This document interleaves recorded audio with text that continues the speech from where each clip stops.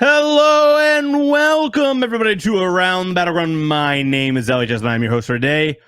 As you can see, it's just me here to join you in our wonderful Smite show. Unfortunately, Culture's not going to be joining us, and I think moving forward, Culture will no longer be a part of the show. He's going on to do bigger and better things. So best of luck to him.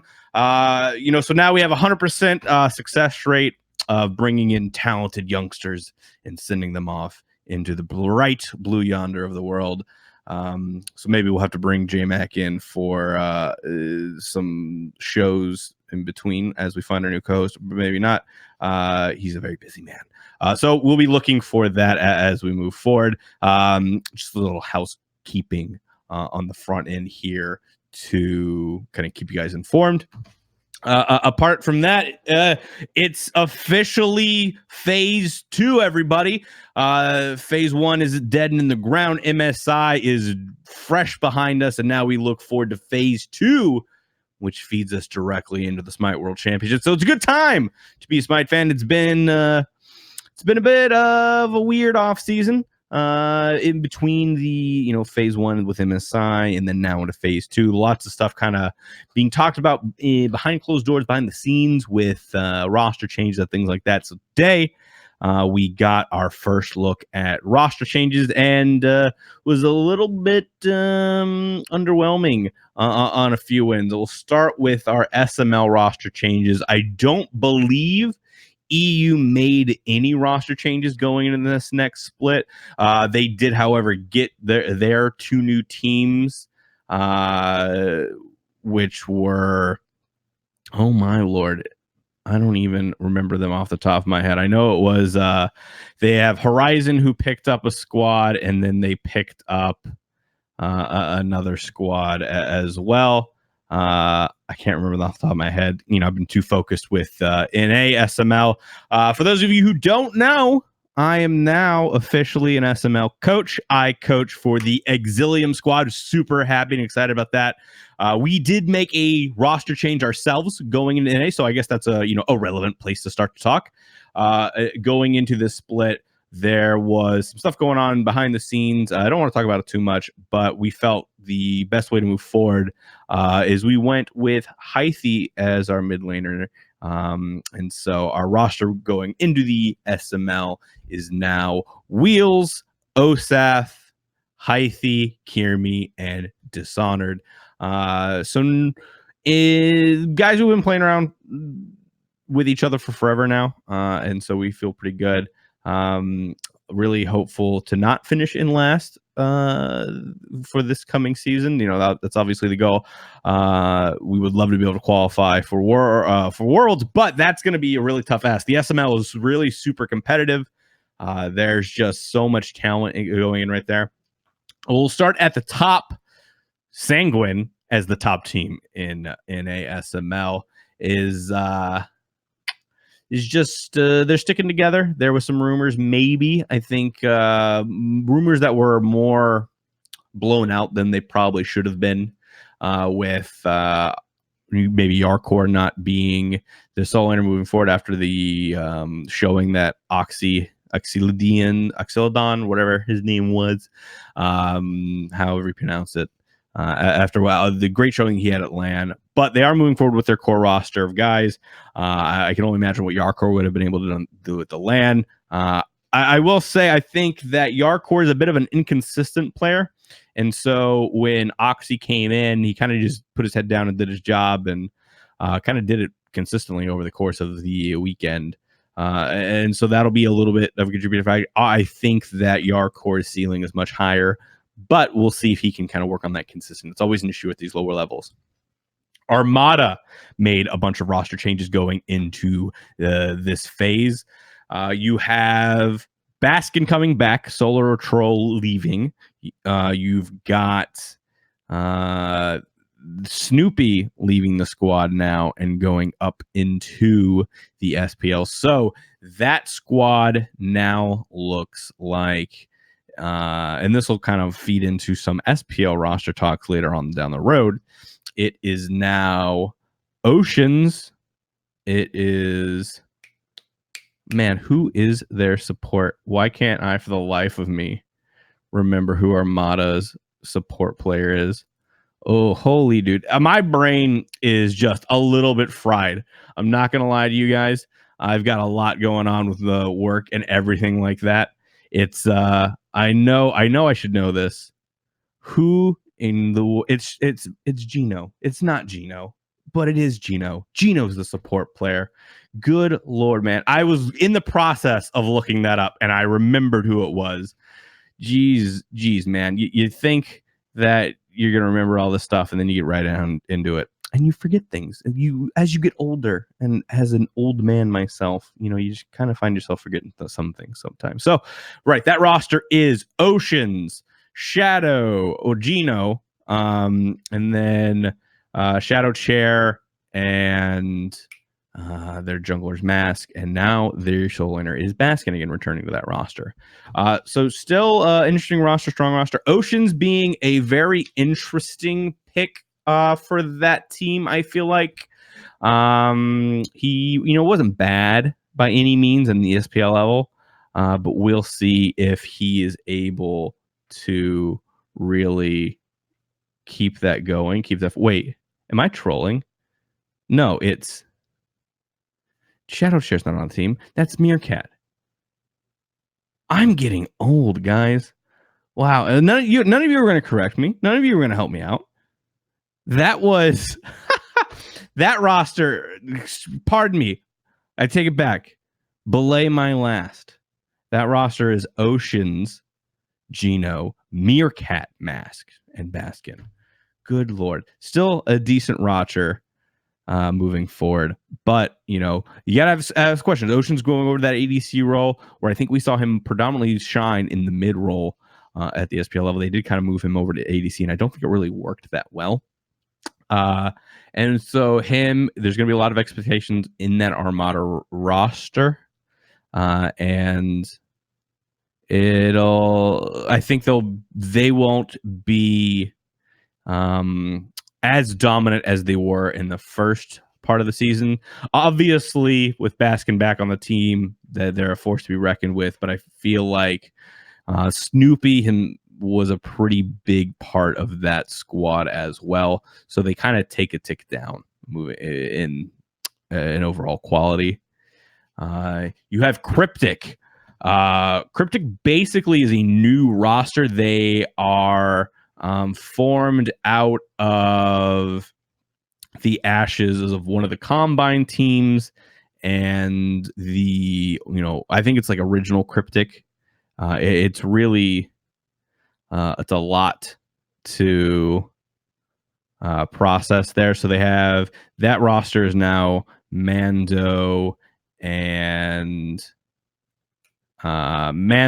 Cope with Shadow, Sybil, and Diesel, if I remember correctly. So that squad is very differently shaped than what they were at the end of the phase, and it'll be interesting to see how that team goes moving forward. Obviously, they played really well in the Combine. A lot of these players, Mando's a player that I love. He's a friend of mine, friend of the show. So I want to see him succeed. Obviously, not succeed too much because he's a rival of my team now. But I think Mando has a lot of talent. I think that for him to not be in the SPL is pretty criminal at this point. He's shown a lot of talent, a lot of promise. Cope, obviously a great jungle. He showed what he could do several times at LAN. Last year, he was ready to go, and nothing really to say about that realistically. Mid, you know what you're gonna get with support. It'll be interesting to see if Sybil handles the move as well as people are predicting. Sybil was the top Combine support player, some would say, but support as a role is pretty thin And it'll be interesting to see if he really flowers. I don't know. Really develops and grows once he's in the SML now. And then Diesel, right? I think it'll be interesting to see Diesel kind of go up against some better competition than the Combine guys every day. This is a squad that is kind of dangerous. Could make waves. Really excited to see how they match up against Sanguine and Armada. At the bottom, you've got your SSG Gold. We always kind of put them at the bottom. Just because of no scrimming, but I do know now that is squad is starting to scrim. They are working to get better, and so with that, they could be dangerous. I really like that squad with some extra experience and training. I think that they could be not a bottom team if they really try and put their minds to getting better. A lot of people hate on Matty Pocket and his role on this team, but I do think that Matty has been at an SML level and quality support. He has not been the biggest problem on that team at any point. So that roster is Oswald, Matty. They've moved Chapo into the jungle, and they have who do they have mid? Why can't I think about who they have mid? Who is the mid laner for SSG Gold? We're running into this problem where I can't remember. Wow. I'm sure it'll come to me, right? I can't forget everything forever. And then Uzi on the soul lane. Still a decent roster, not gonna wow anybody or anything, but could kind of rise up from the bottom, especially with the addition of the two Combine teams. They've kind of had the experience of being against SML competition moving forward, but they haven't really put it all together yet. And I think that might, I don't know, that could change, obviously, but doesn't necessarily have to. It's gonna bug me. I'm gonna go. I have to go look at the Smite Esports wiki now, because I have to remember who is on SSG Gold. Oceans is on SSG Gold. What the heck am I talking about with the SML then? Who else? Who I said Oceans was on another team, didn't I? What am I talking about? Armada. Vedium is the hunter for Jesus. Guys, I've blacked out for the last week. I've been watching too many scrims, too many VODs.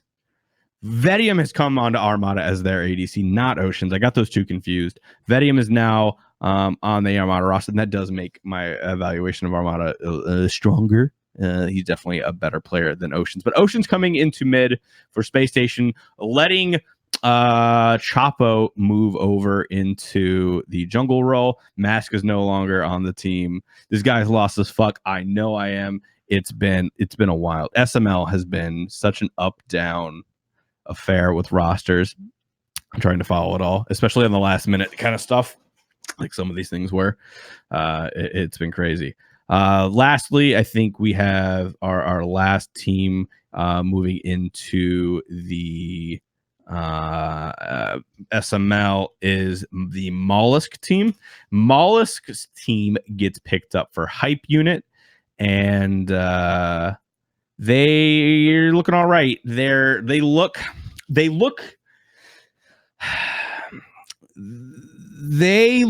like a. It's hard for me to say this, because obviously I think they're going to be a bottom team because we can't be a bottom team. But you look at this team, you look at Sops mid. Okay, that's solid. You look at Benny Q Hunter.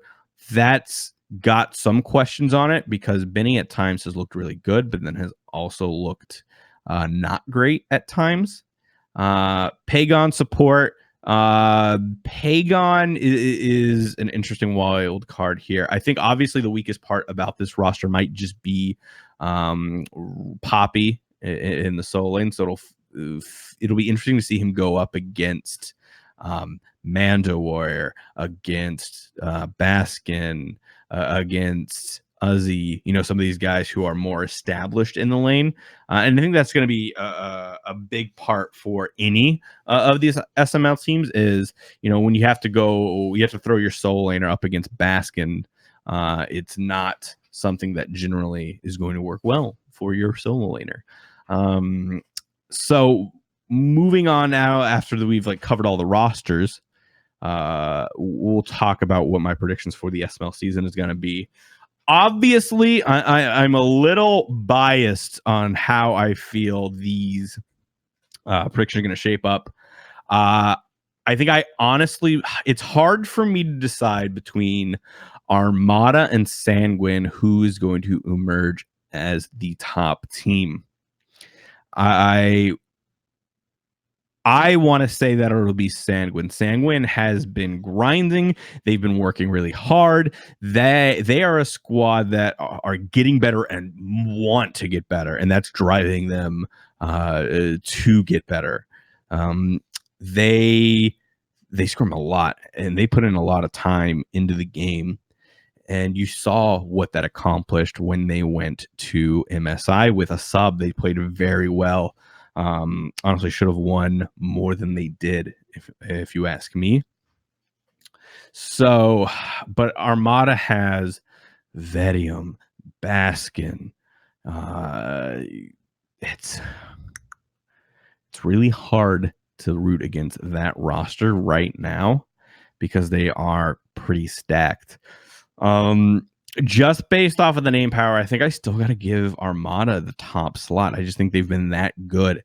I think Armada at the top, and then Sanguine, then Cryptic. I think Cryptic has potential to jockey for a number 1, number 2 spot. But right now, before the season starts, I got to put them at number 3 and kind of see how it goes from there. On the other side, we got the other 3, right? We've got SSG Gold, we've got Hype Unit, and we've got Exilium.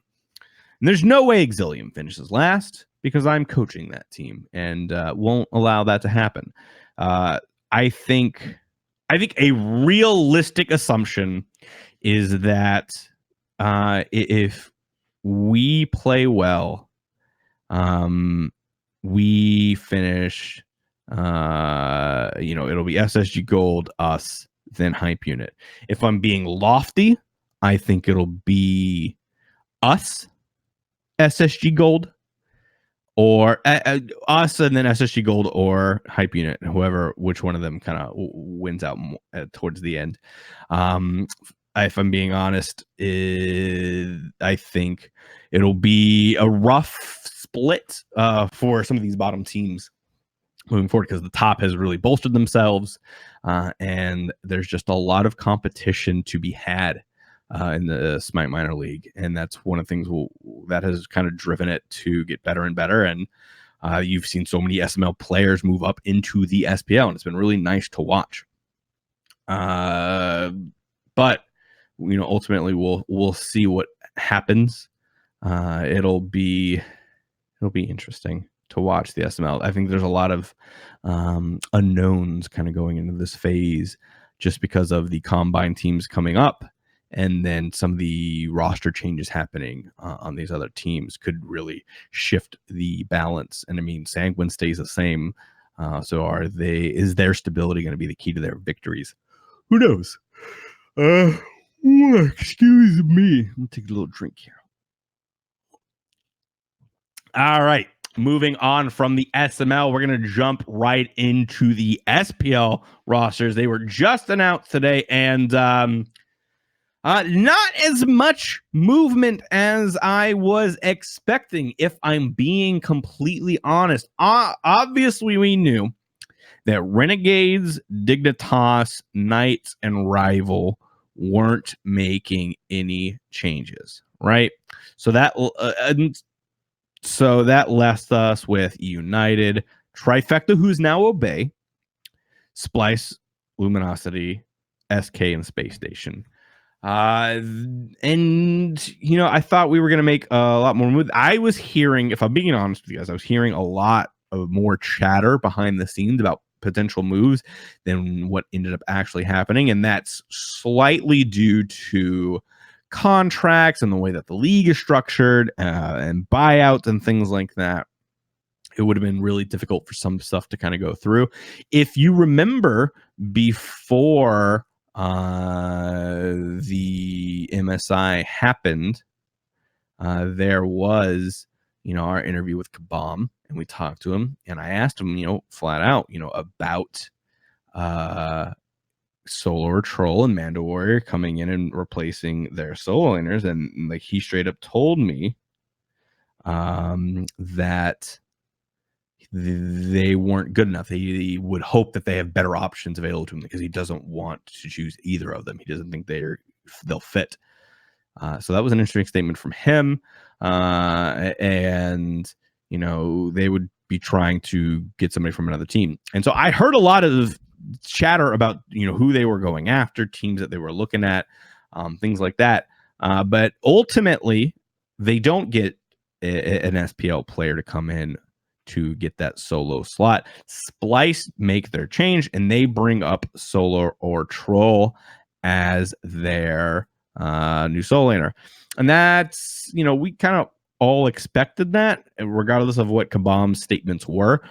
Solar Troll has had the best showing, has already played with this team, and you can't really say anything else. Solar Troll is gonna fit into this team. It's going to be hard for him to kind of fit the shoes of Baskin. Baskin has been mechanically so good, and all of this kind of the little things that he does in order to add up to a win are going to, all the intangibles and things like that are going to be, nigh unreplaceable. So is Solo going to be able to come in and kind of galvanize the team and galvanize the role and be able to do what they're asking of him at a high level? I think he has the potential to do it. I think he's a really talented player, but I also think that he needs to be in a situation that nurtures that. If he can't kind of do it on his own, I don't think he'll last on the squad. You look at a player like Moswell, who was good but needed to grow. He ended up leaving the squad. He wasn't given that opportunity. They were too controlling, from his words, about what he could play and everything like that. And they didn't really, it wasn't a nurturing environment where they would help a guy come up. You had to already be ready to hit the ground running. So if Solo isn't that guy, we could see Splice kind of peter out towards the end of the split. Another roster change we'll look at here is we'll go with Luminosity. So Luminosity bring up, actually no, we won't go with Luminosity first. We'll go with Trifecta. So Trifecta make a team change. Trifecta is no more. The team is now going to be Obey. Trifecta is now being kind of absorbed into Obey. Shook bought the brand and is bringing it back. So that'll be interesting moving forward, and how the resources will get changed. My favorite part about this is that Obey has been such a loved brand in the Smite community, and they had such established players and like the good guys, the Ataraxia, Captain Twig, Pretty Prime, all these kind of fresh-faced guys. It was kind of like, ooh, they got Raffer, Scandalous. And I did forget that Obey had Raffer earlier. I made a tweet that said that Obey as a roster finally had a world champion, and I completely forgot the iteration of Obey's roster where they had Raffer. But the new Obey does have a world champion jungler unlike anybody else, any other iteration of their roster.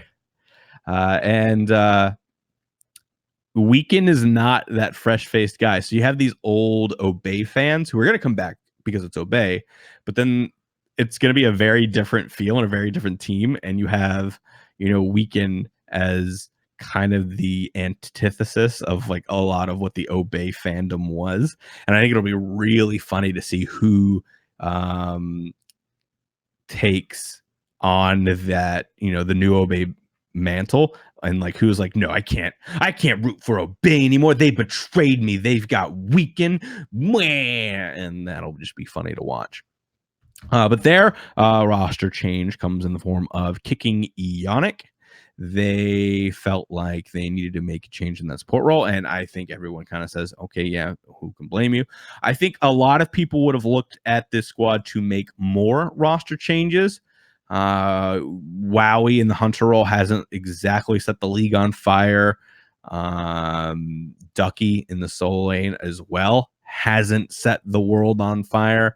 You hear so much behind the scenes in scrims and everything like that Ducky is amazing and it's great, but we haven't exactly seen results on that for a good while. So maybe could have seen Mando come up in that role, but we don't. They kind of stick together, and we'll see if that's the right decision. We'll see if the problems on the team were solely on Ionic, because I know Ionic and we can maybe clash with comms and the style of playing the game, everything like that. It'll be interesting to see where Mineral kind of fits in on that. Mineral coming up from the Cryptic squad, having a lot of talent, smart guy, should fit in pretty well on this squad. I feel like having known Weekend for a while, and then having known Mineral for a bit now as well. It feels like it could be a good fit, and so I'm excited to see if this kind of propels this roster up. The entire phase 1 Weekend was really the one carrying this team forward and then being let down in certain situations. They brought on Moswell, and I still have to say, I'm not the biggest fan of the Moswell mid. I'm more than ready to be proven wrong, but I just don't think that. Yes, I know he's a world champion, but I do not believe that he is the guy to really make a huge change. We've seen him do some stuff. We've seen him, pull out the Oolers, and then maybe that'll be different. Maybe that'll, with the meta kind of shifting towards the double hunter, putting his Uller in mid and everything like that, we could see Trifecta, Obey really rise up and do better. Honestly, if they kind of do stick to that, I could see this team rising up a couple spots. I think this squad finishes above SSG in the standings. It'll all depend on whether or not Weekend can keep up his high level of play, and whether or not the other members kind of rise up and figure out how to play around Mineral, and Mineral leads them to victories that Ionic was unable to do. So following Ionic, he moves on to Luminosity. LG kicks Kiki and replaces him with Ionic. And then they kick Oceans and put Snoopy in mid. I'm conflicted on these roster changes so much because, yes, Kiki was dying a lot in support.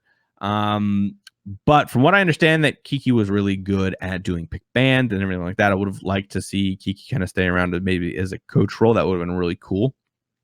But outside of that, I don't think Zalia was getting the job done in Soul Lane. And I think that Kiki is a much better Soul Laner than he is a support. So I would have loved to see Kiki kind of go over to the solo role and kick Zalia. But they don't do that. They just do a swap Kiki for Ionic. And I don't think that Kiki for Ionic is really going to make that much difference. I honestly think that based on pure skill level and everything like that, I think that Kiki was the better choice as skill level and a player over Yannick. I think a lot of the times Kiki was dying, his team was kind of leaving him out to dry. Obviously, I can't know that for sure without being in comms, but watching what he was doing, I could see the idea behind it and what the call could have been. And then his other teammates just weren't going for it. And so that was problematic. Josh Beck, ADC. Snoopy mid is going to be the interesting part for me because he's been a really good ADC. And so now taking him out of the ADC role and putting him mid, can he thrive there like he was in the ADC role? He has swapped between ADC and mid a few times. Snoopy's kind of a play it all kind of guy. It'll be interesting to watch. I don't think this team is that much better moving forward. I think they still have a lot of problems on the roster. Lasbrook kind of came in and was not that great on jungle. Obviously, the problems around that are he, wasn't used to playing jungle. He was playing mid, but he had his biggest problem going in this last phase. He had really bad positioning, and that's like really basic, like fundamentals of the game.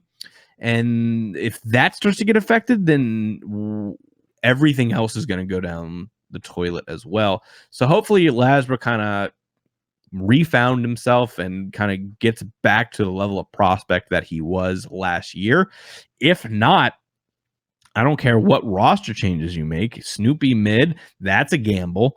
Ionic support, another gamble to see if that really changes things up. I don't see the dial being moved that much for this team. But I don't know. It's really hard to say with some of this.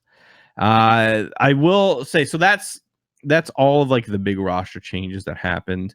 The only thing else I really want to talk about is the lack of roster change from Space Station Gaming. It's really disheartening. That is a squad that 100% had a disastrous phase one. The team is not working. Andy mid is not going to be your long-term answer. I'm sorry, Andy, what he's done for the game, how long he's been around, legend, everything like that, right? Sure. But, if you take that away and you look at him just as a mid laner, he hasn't been great.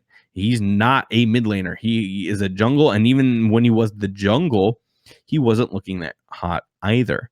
But even then, there's not a lot of mid lane potential going around. Maybe Shadow Chair, right? Is that who you bring in? Meerkat, do you bring in? I don't think so.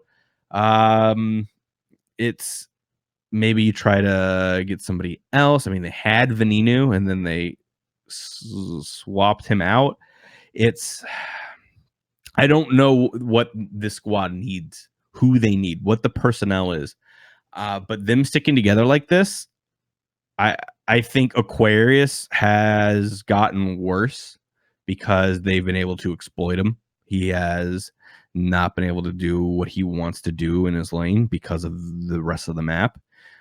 Sino, if he came in and wasn't the difference maker that they needed him to be, Andy mid is Andy mid. And I think the only one really performing really well on this team has been Barracuda. Bear has had a great season so far, and to see him kind of let down by the rest of his team, it sucks to see. And I know this is a contentious statement, but I will keep saying it. I will reiterate it every time we talk about SSG. The problem to me is that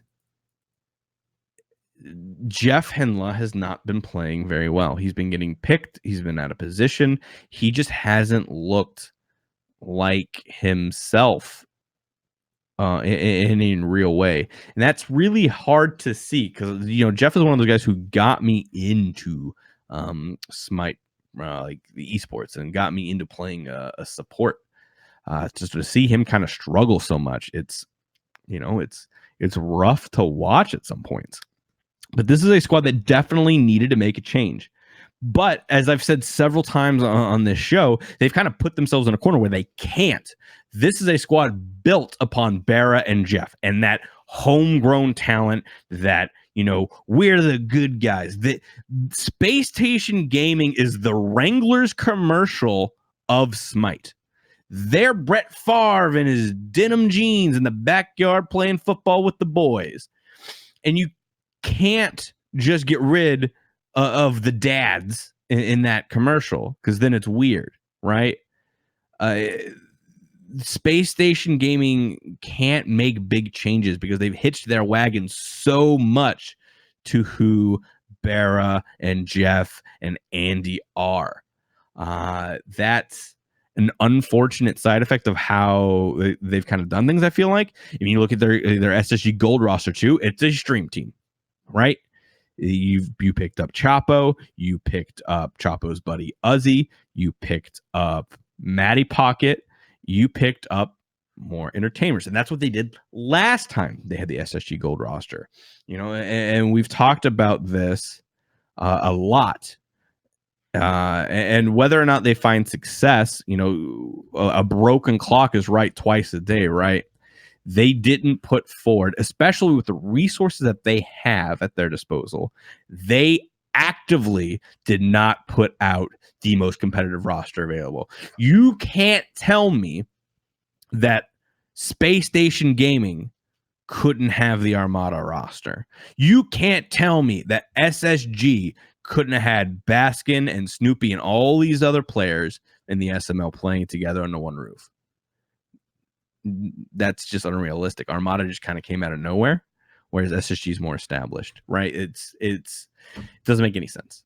And so looking at SSG in the Pro League, they need to make a change. They brought in Alpha Jackal, and what has that done? I mean, I love Alpha Jackal, but it doesn't feel like he's made or been able to. That might be the problem, right?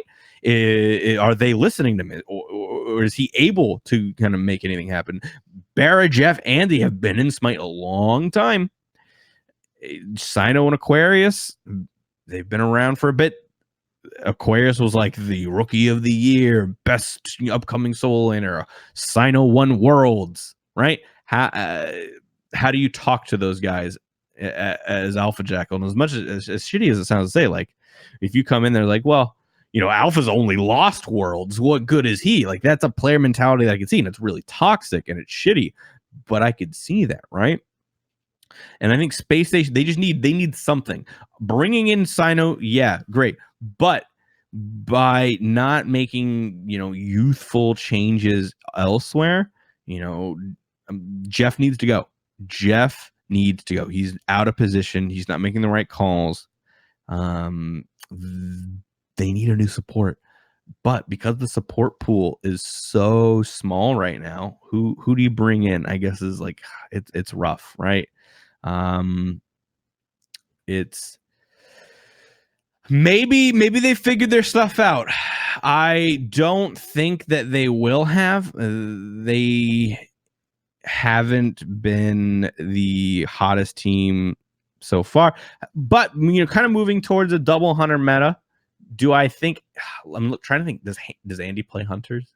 Do I put Andy on a hunter? Do I put him on traditional mages? Right? Space Station has had time to figure out the meta and really break down what their style fits in with the current meta. So could be interesting there, but I don't know. I just know that I don't like the Space Station non-roster change. I think they were very visibly one of the teams that needed to make changes. Renegades, they're not gonna make changes. They just won MSI. They're looking great. The meta fits them extremely well. They have a lot of great communication. I will say that watching back VODs and watching back MSI, Renegades didn't do anything too extravagant or amazing. They didn't like do these big flashy plays, the way that Renegades won MSI was by just playing their roles in the squad really, really well.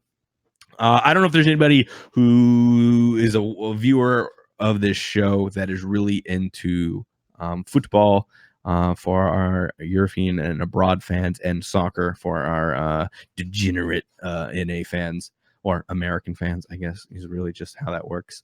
But you line up people in formations, right? So whereas your center back in one formation does this job in the formation, the center back on another squad who's a defensive center back's a defensive player. I don't know. This is going to fall apart if I start breaking everything. But you have a center back who pushes forward a little bit more, plays outside the box, and towards midfield more, or something like that. These are all things that you really kind of doctor with, and I think Renegades has really done that very well. Where they have. I said this to my team as I was breaking down VODs. If you look at the Renegades play, Raffer has more in common with Cherio than he does Nika. Your carries on the team are Funball, Dardes, and Nika. Nika kind of plays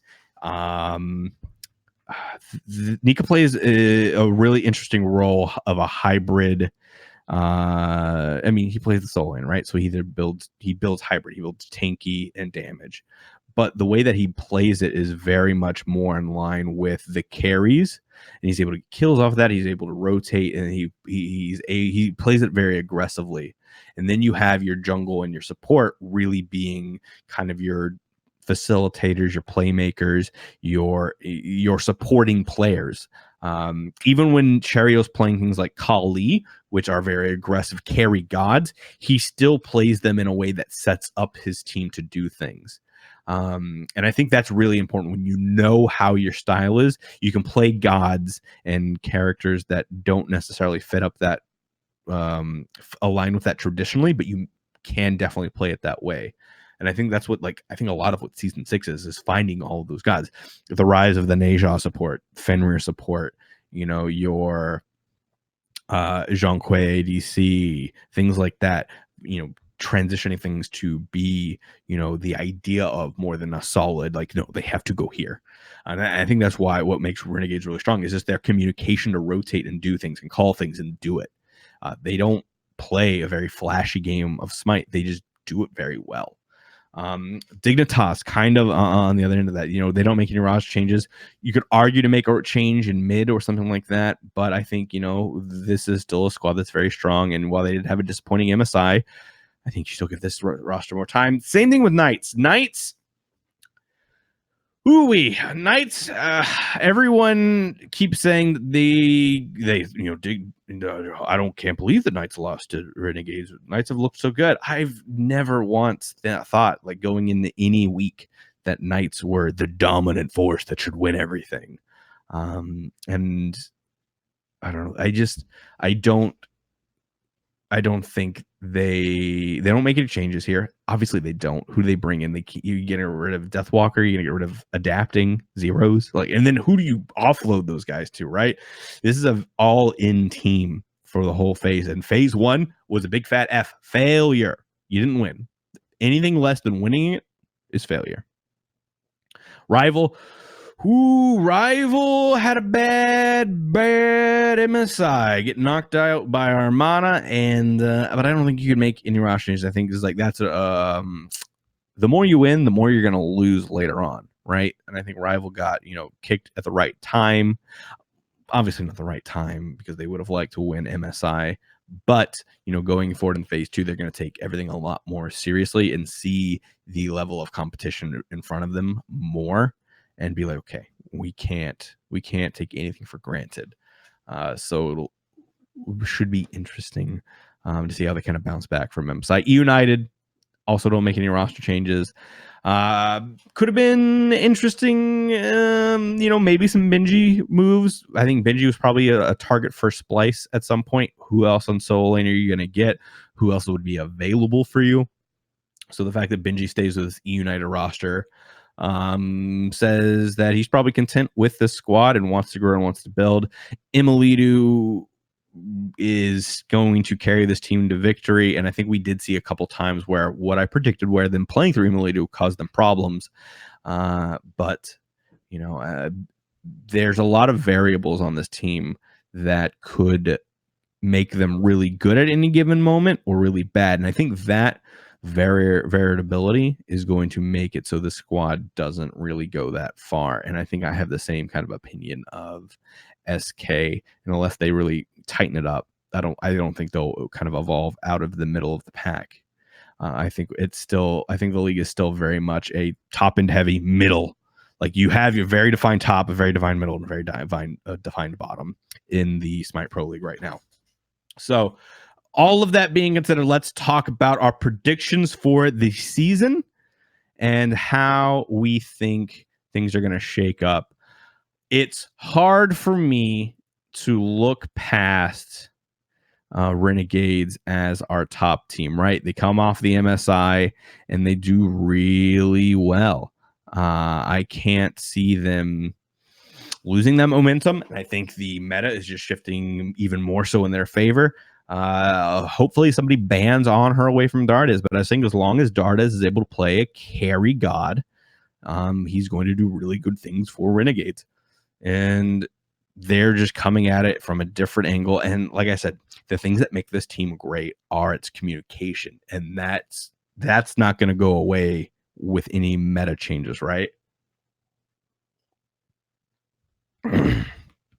Wrong pipe. That's the worst. Oh.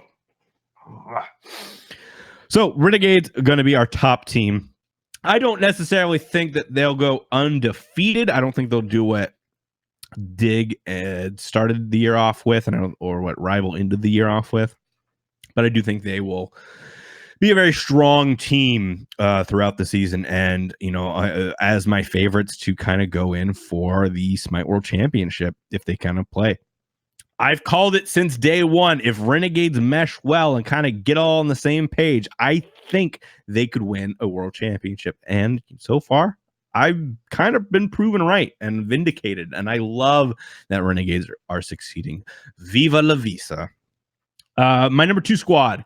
I think I got to go with Rival. I know Rival did not make it to the MSI finals, and Splice, traditionally should be above them here, but Rival stuck together and has a lot to learn from this. I think Slaney is a really good coach and is going to be doing a bunch of review and really analyzing what's kind of going on with the team and kind of bringing this squad together. I think PBM Rival as a whole is a squad that's not going to accept that level of failure, and really, I think, going to be a dangerous team because they've got a big chip on their shoulder now. I think the biggest chip on their shoulder moving forward is on Rival. That's going to fuel them to really buckle down and get these W's. Rival is a strong squad. I think individually probably better than Dignitas, but Dignitas kind of had some of the better team fighting at the beginning, at least. They kind of had it all figured out, and then towards the end, we're getting beat. But Rival, I think, was playing. My answer of who plays the best team Smite has changed so much over this class phase. At first, it was Dig is playing the best, and then it was okay. Splice, no, not Splice. Dig. Rival's playing the best, and now Renegade's very obviously playing the best team Smite. After some more analysis, but Rival right there, I think Rival has the potential to be the second team in almost all areas. So any given day between Renegades Rival, I probably would give just over 50% to Renegades, but other than that, I think Rival could be a very good matchup against them. So for my number 3 team, I think I got to go with Splice. They make one more roster change into Solo or Troll. And Solo or Troll played very well at MSI.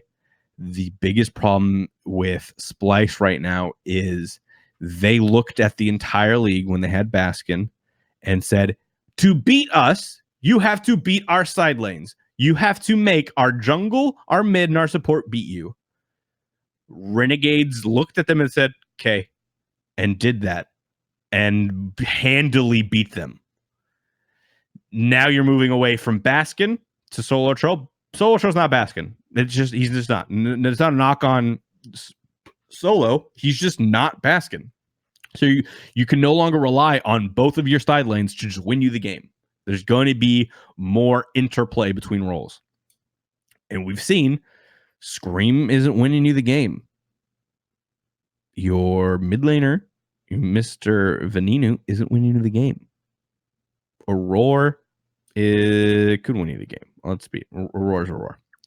But they need more big time plays out of jungle and mid, I feel like. And I won't say that they can't do it or they won't do it, but it'll be hard for sure.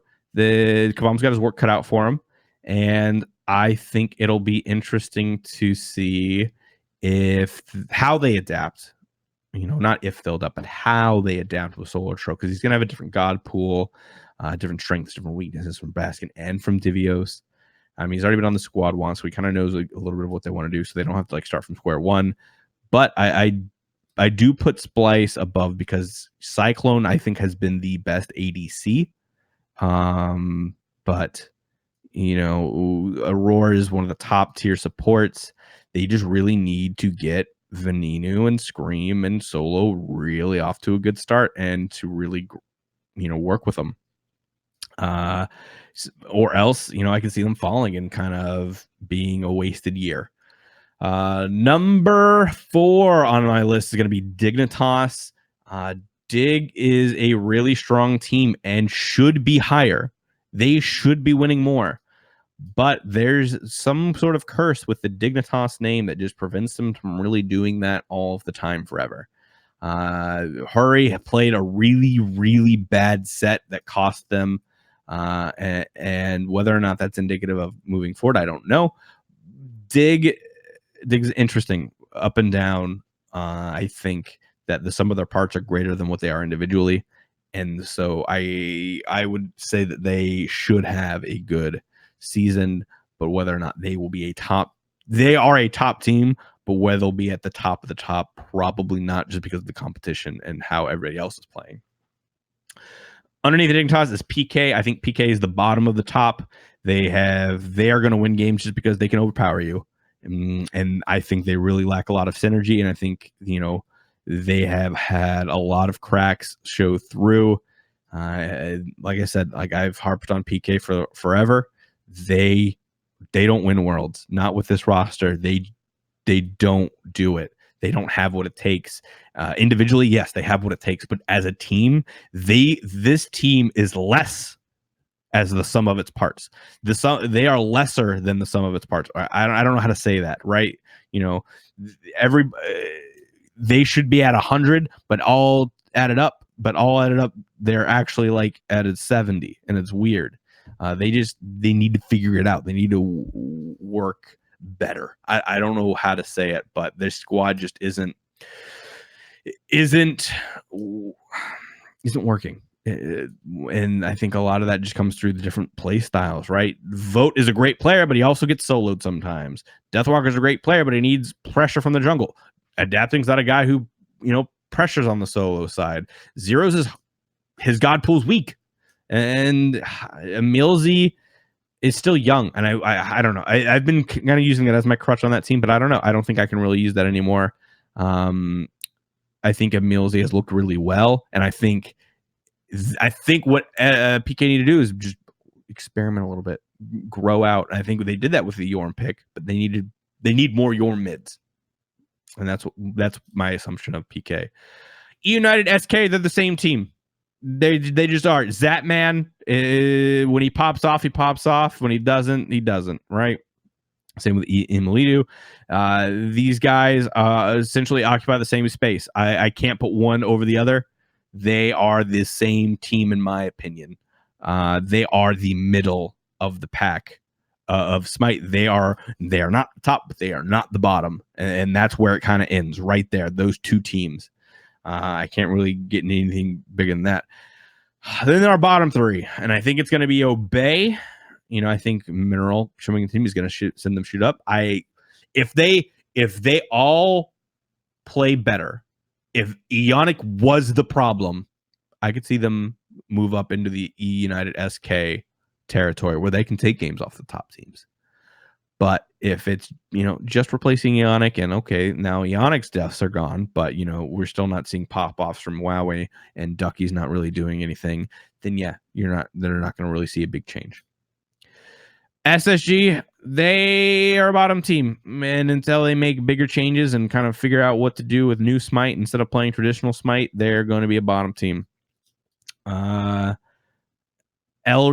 is the bottom team again, swapping out Kiki for Ionic. I don't think it really does anything. And then putting Snoopy in mid, I don't think Snoopy solves all your problems either. I really kind of wrestled with where I put SSG or LG.